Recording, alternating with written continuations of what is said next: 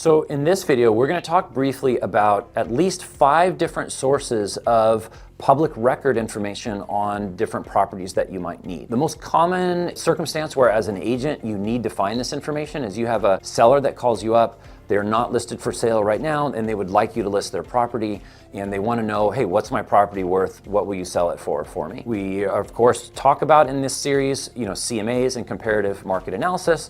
But to start that, before you can find properties that are comparable to your seller's property, you have to know about your seller's property. And so you need to get that information. And so we're going to talk through a few different ways that you can find that information. The basic source of all of the information I'm going to talk about here is really your local county. So the county recorder's and/or assessor's office will have this information. We won't insist on this. However, I think it's a great educational experience as an agent to go to your local recorder's office or assessor's office and try to look up the public record information on your own house.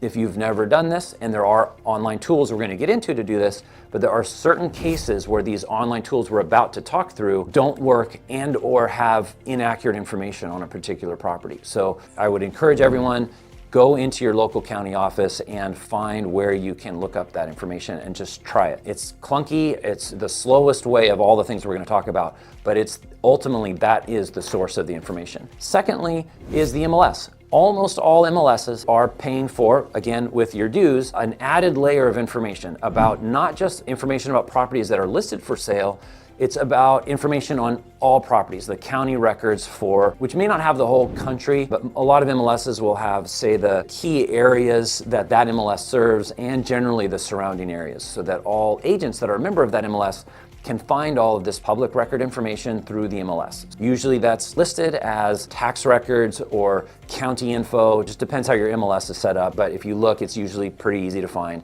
that you will have the ability to search for properties that aren't listed in the MLS, right? A lot of times you may need to know the address, you may need to know the owner's name, or you may need to know the parcel number. So one or more of those pieces of information, you can usually do it.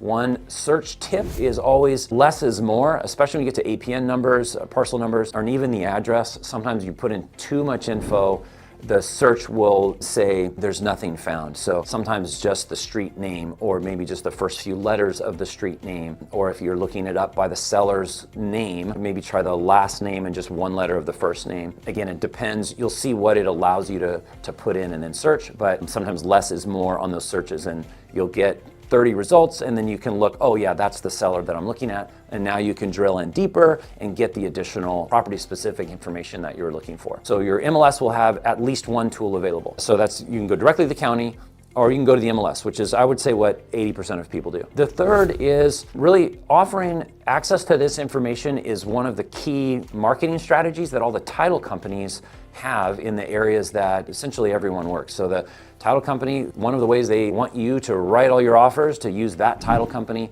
A lot of them invest a lot of money in software to make it easy for you to look up specific property information. So you check with your office, your mentor, your manager may have a preferred one. They will feel most comfortable helping you learn, but the title companies will also be happy to sit down with you and kind of train you on their system. They've gotten more and more intuitive over the years, so there's some really good ways you can get very specific property information through your title company or through a title company. So that's 3. So the county, the MLS, and your title company. One more that we'll talk about is any number of third parties that generally you would pay on your own for, but they might provide an extra and a deeper layer, and/or they've maybe done some kind of additional validation for accuracy. But there are a number of other kind of third parties out there that will sell what is ultimately public record information, but they've layered on other information to make it more useful. Maybe it ties into a marketing system for you, or maybe it has really neat heat maps of which areas are seeing the most transaction activity or things like that. So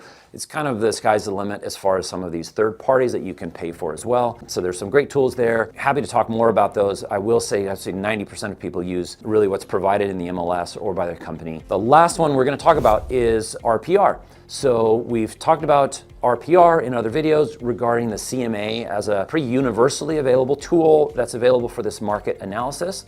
Another thing that it has is property specific information, whether or not it's ever been listed for sale, but in all of the US. So the National Association of Realtors has paid for all this data all throughout the US, and it makes that data available inside RPR. So there's a few different methods of searching.